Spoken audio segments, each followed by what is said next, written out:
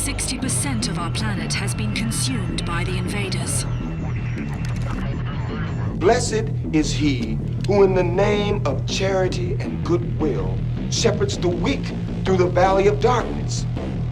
For it is he that they fear, not man or his armies. They fear the mark of the beast.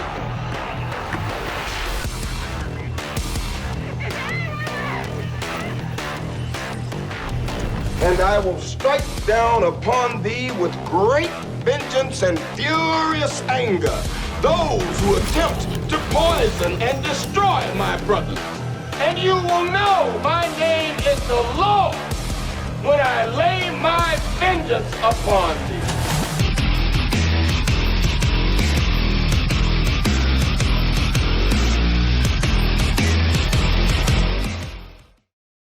The strength of a sequel is in its ability to recapture what you loved about the original and amplify it to new heights. That's exactly what id Software and Bethesda set out to do with Doom Eternal. Bigger and better, as sequels typically are. Doom 2016 was definitely one of the best games of the decade. It was awesome to see Doom Guy revitalize his career and carve a place for himself amongst the other big-name shooters, proving that the Doom series has, and always will, have something different to offer. But before we jump into this, a word from our sponsor. Oh, sorry, couldn't hear you. I had my Raycon E25 earbuds in. Are you tired of carrying around a corded pair of headphones like a scrub? Do you enjoy top-tier audio at a fair price? Then you'll love the everyday E25s. The E25s are their latest model, and they have up to 6 hours of playtime. And right now, they're going for $79.99. But you can get a 15% discount from your boy if you use the link buyraycon.com/theactman. What I appreciate about these headphones is how easy it is to set up. You just click Bluetooth on your phone, iPod, laptop, or whatever, link them up, and you're good to go. They've got these little buttons on the side that can help you control the volume, pause or play a song, move to the next one. The packaging is small and portable, coming in this cool little case, along with all the different sizes of earbuds to help fit your ear hole. And the sound is just as good as any other top-tier brands out there. Why pay more for the same thing? Personally, I love taking my Raycon earbuds out with me on a run, just screw all that corded stuff and having them fall out during the run. Pain in the ass. Well, what are you waiting for? Order your pair today. Go to buyraycon.com/theactman and get 15% off. Support the channel and zone out with your killer new earbuds.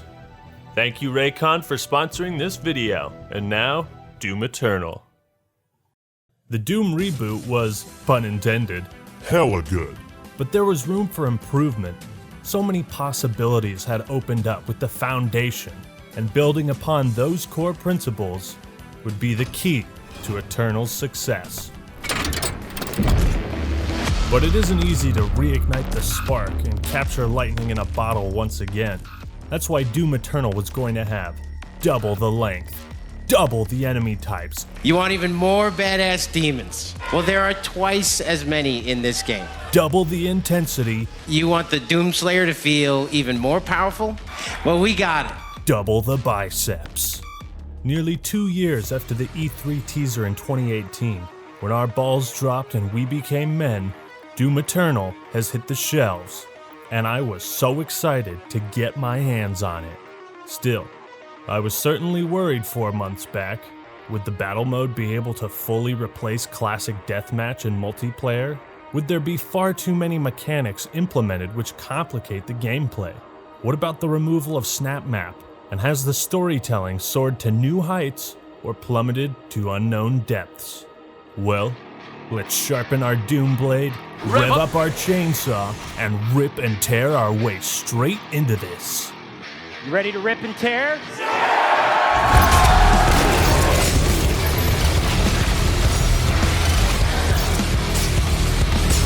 The ripping and the tearing, the ripping and the tearing.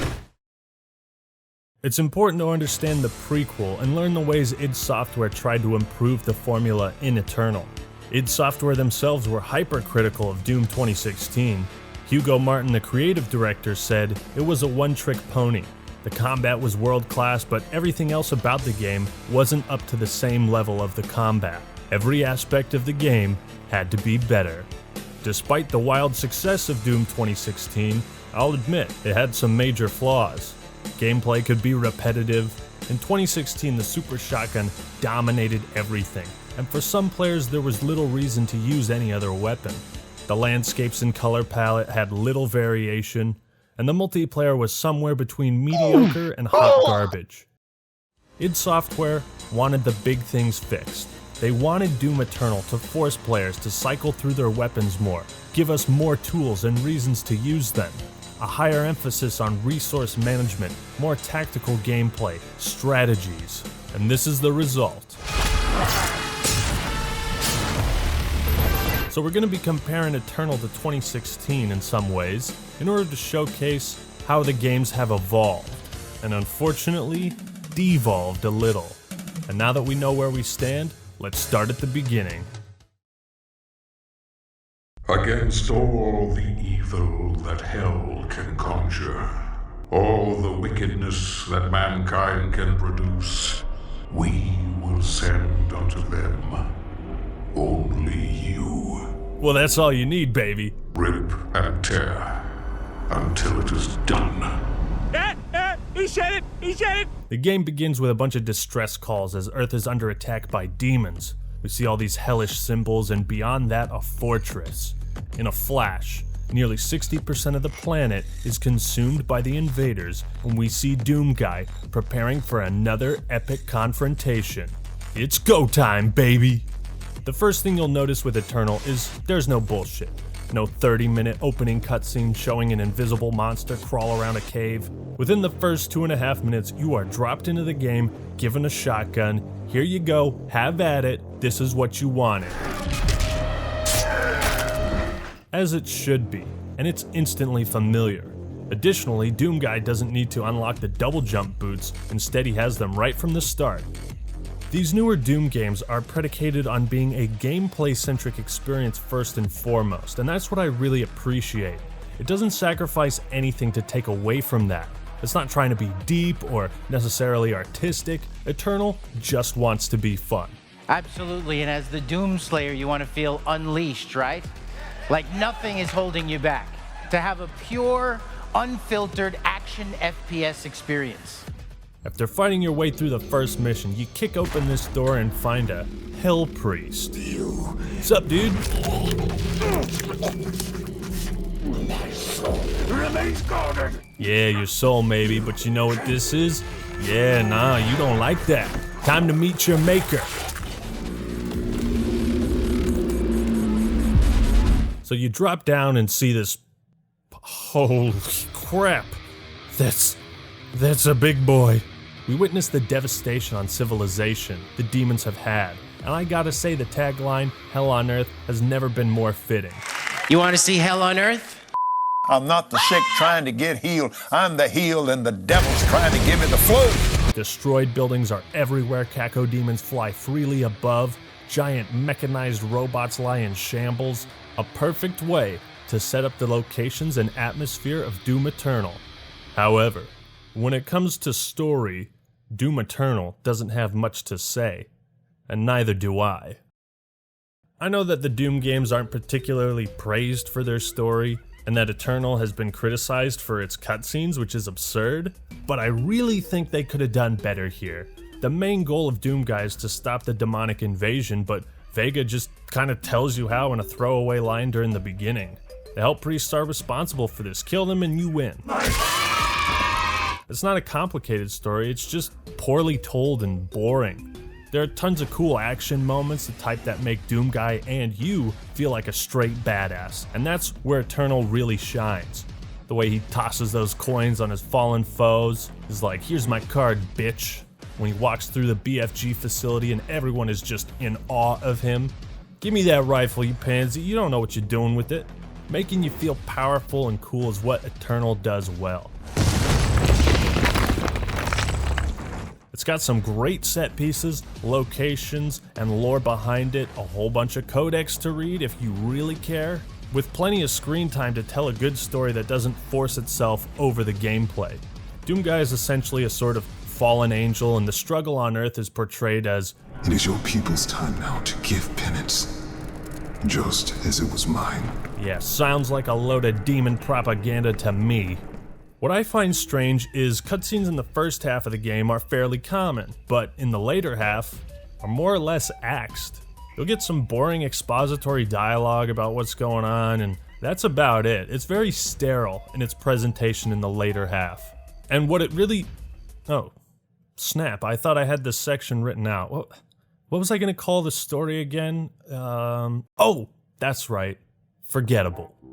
Characters are forgettable, dialogue is forgettable, plot is forgettable. Gameplay, not so much.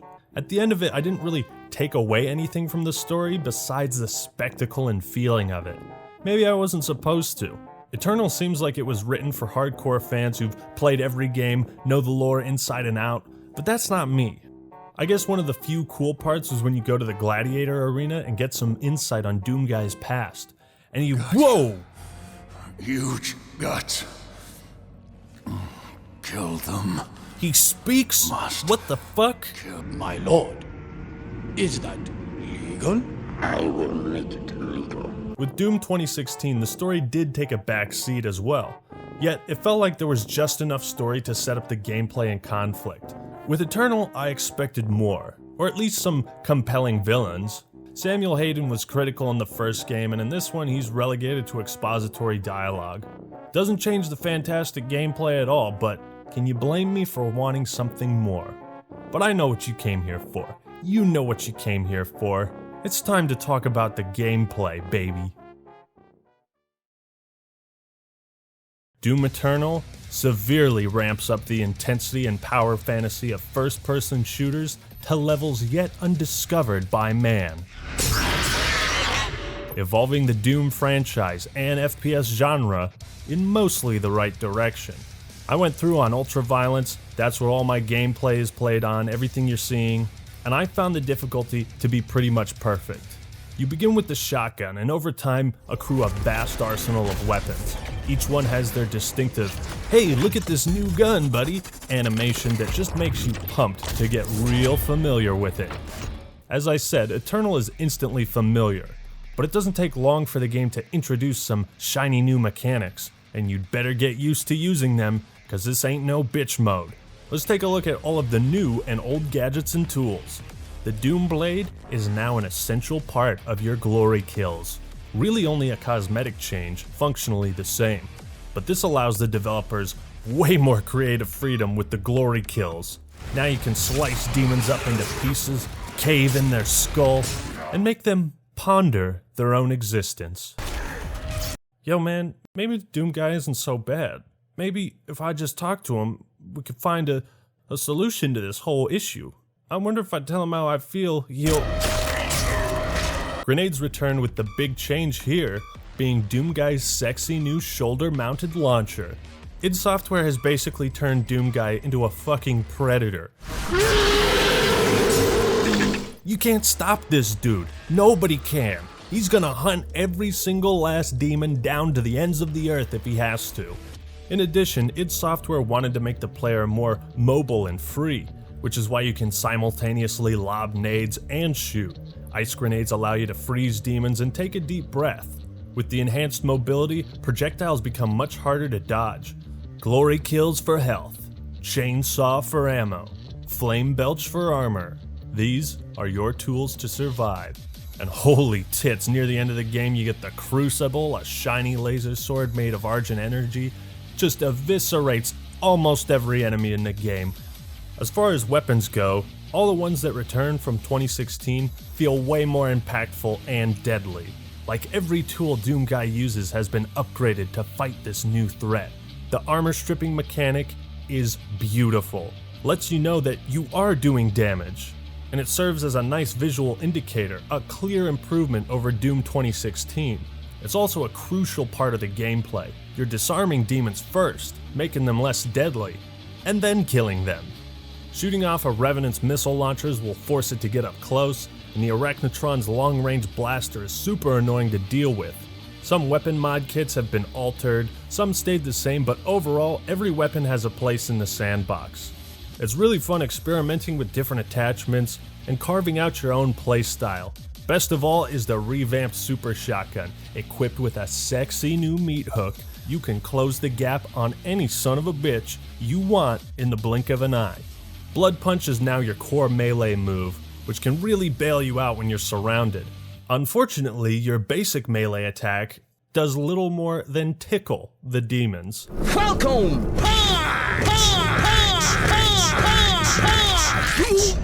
Now, the dashing makes Doom's already fast pace even more speedy, which says something about the developers' talents because they now have to design most locations and enemies around this mechanic. Initially, this was something they had trouble with. As Hugo Martin explains, at first it was too easy to dash away from projectiles and you could blast through the game easily.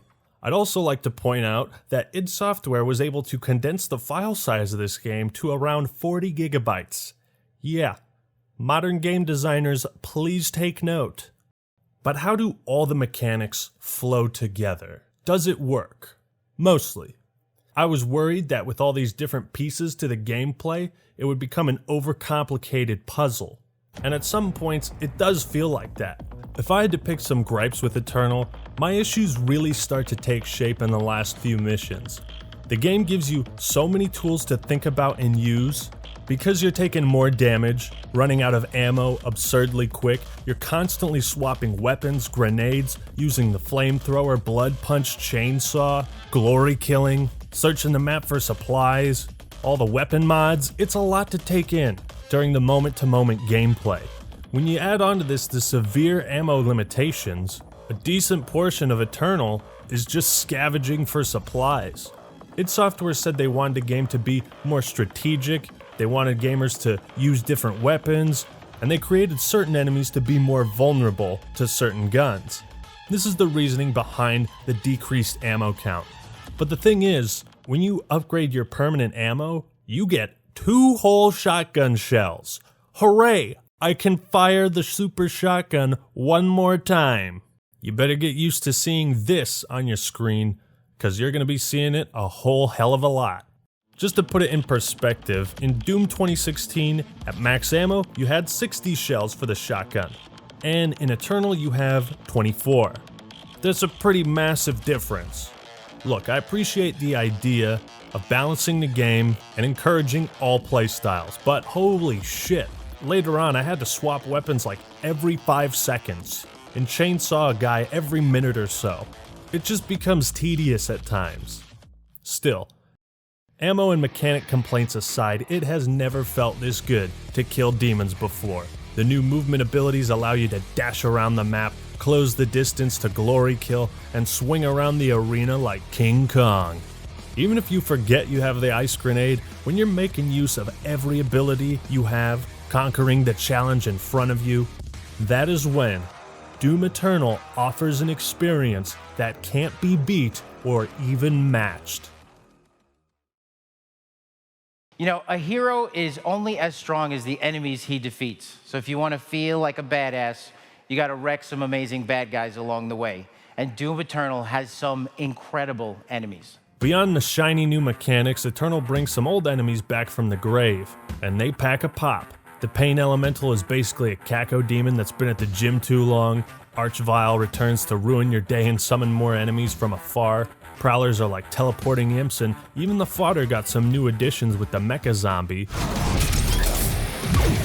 Whiplashes are crafty and agile, the Dread Knight's blades are deadly, fierce up close, while the imposing tyrants act as mini cyber demons, tanky as hell.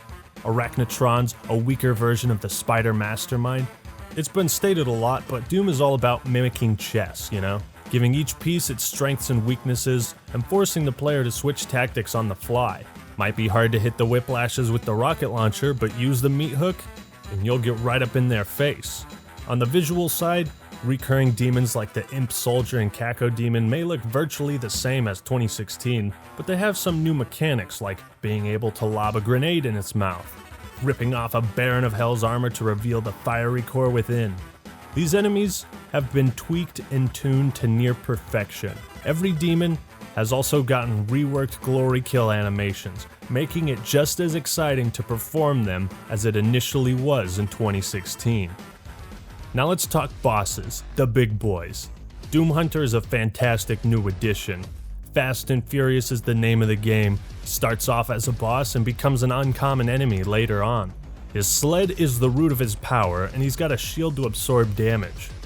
The Gladiator is a more traditional boss fight where you need to avoid projectiles, time your shots, and evade them until the time is right.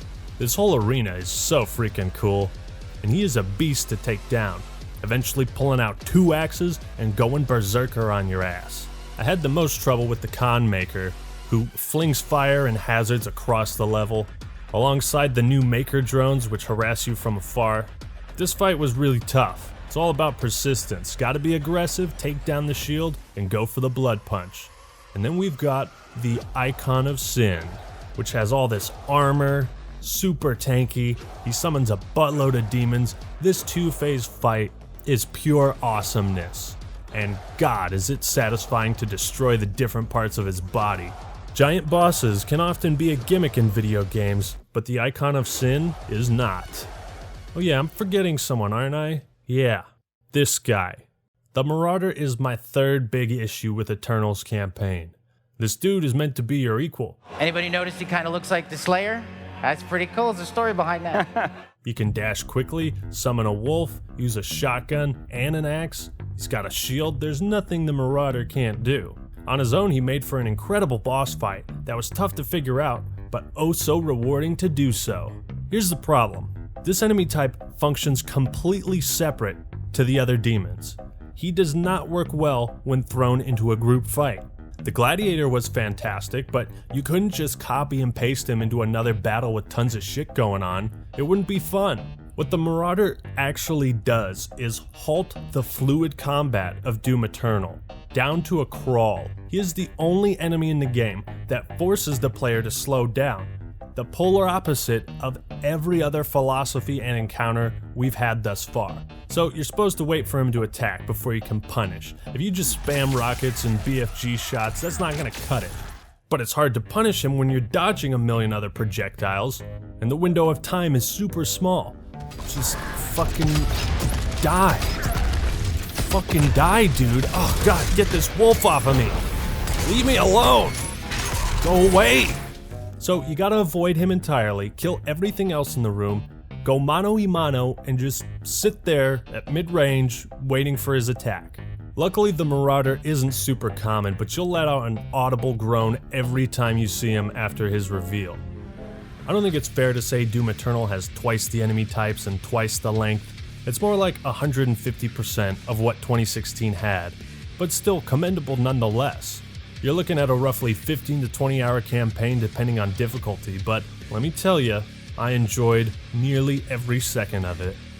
All in all, the campaign goes above and beyond what 2016 set up, offering a diverse array of enemies, new and old, locations, weapons, and tools to dispense pain. Putting aside my minor gripes with the Marauder, ammo restrictions, and tons of new mechanics, it's a game that every fan of this genre needs to experience. It wouldn't be a Doom game without some secrets, and Eternal packs in tons of collectibles. But first you'll need to take a look at the gorgeous, breathtaking scenery that id Software painstakingly crafted to massage your eyeballs. And I really gotta hand it to them for making each level extremely unique. Compared with 2016, it's a massive improvement. But it's not just the skyboxes that are pretty. Every area of Eternal has this exquisite level of detail. And I'm playing this on the Xbox One X. You're reviewing Doom Eternal on console? Disliked, unsubscribed, blocked, and reported. But seriously, I found myself constantly staring at awe at just how polished the environments are, and it really immersed me in the universe. Every single dollar the visual designers had, they spent. Some people have complained about the platforming and puzzles. Personally, I feel like it's in a really good place. Not too complicated, not too simple. It adds to the exploration, and let's be honest, they gotta have some way to break up the combat if they aren't gonna do it with cutscenes and story. Although some parts actually look straight out of a makeshift Super Mario first-person platformer. Level design is fantastic. You'll make use of the wall climb, clamber, and dash pretty often. So many different types of layouts, small and condensed corridors, sprawling landscapes with tons of paths everywhere, man cannons, teleporters, monkey bars, even got some hazards in there. Alongside the collectibles are optional Slayer gates and secret encounters. It really is a completionist's dream. While obtaining the collectibles is optional, I find it's really a part of the fun with Doom. You got your shooty, stab and tooty moments, and you've got your exploration and discovery. Extra lives are added as a way to balance the game's more imposing difficulty. These are often found in pretty accessible areas, and this time instead of a bunch of Doom Guy variations, each enemy type has their own unique toy. Sentinel batteries can be obtained through level-specific challenges. You can also find them hidden around. Praetor suit tokens return, and these ghost sentinels will hand them off to you. Thanks, bro. Although the suit upgrades really aren't all that impactful. Sentinel crystals are your bread and butter, letting you upgrade health, armor, and ammo, as well as giving passive boosts when combined. Runes are pretty much unavoidable this time around, and they can change your playstyle a lot. Weapon mods return, but unfortunately Doom Guy doesn't punch the droid's lights out when receiving the package. Is he getting soft? Additionally, you can find album records which will have the cover art shown across the walls of the Fortress of Doom. You can jam out to these classic tunes as you run around and do your business, and cheat codes allow you to replay levels with cheats. It's very classic indeed, and it'll make grabbing the other collectibles much easier. And last but not least, there are the Empyrean keys. By finding the Slayer Gate key, you can jump into a challenging fight against the toughest demons in town. These are some of the most insane battles in the game, and you'll be sweating bullets trying to survive. But by the time you get to the third Slayer Gate, you're just like, fucking bring it on, baby! You know, Doom Eternal really makes you feel smart when you survey your surroundings and uncover the secrets. The collectibles add a layer of depth to Doom Eternal. It's part of what gives it that old school vibe, and I appreciate id Software's work to keep that feeling alive and well.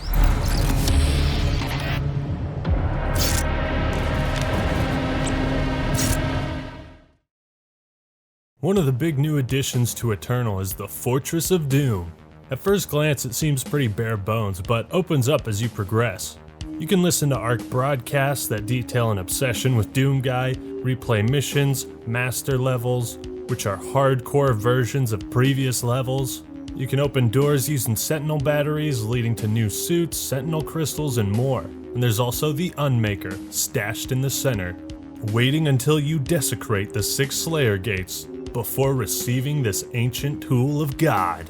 You also got an old school computer where you can play the original Doom in its traditional aspect ratio, as well as Doom 2 if you know the code. There's a demon prison where you can practice weapons and strategies against the forces of hell. But the best thing about the Fortress of Doom is the detail. They really gave this place a lot of character and charm. Doom Guy even has his own man cave with a sick 3-monitor setup. How much RAM you got? What type of monitors are those? Can you run Doom in 16,000 frames per second? He even has one of those Argent cell containers from the last game. Doom Guy's got some sick-ass guitars mounted on the wall, and a fucking anvil with a pair of nunchucks on top. Look at me, Mom! I'm the Doom Slayer! What I really love is the magazines and books scattered around. In most games, these things are often poorly rendered and copy and pasted around, but not here. Each book on this shelf is clearly labeled, and the designers had a lot of fun here. The Great Gutspeed, How to Win Friends and Kill Demons, The Power of Positive Ripping and Tearing. I love it when a game has this kind of detail.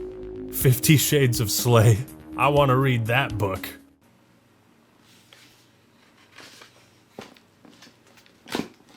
You know, it was pretty grotesque, but overall a great read.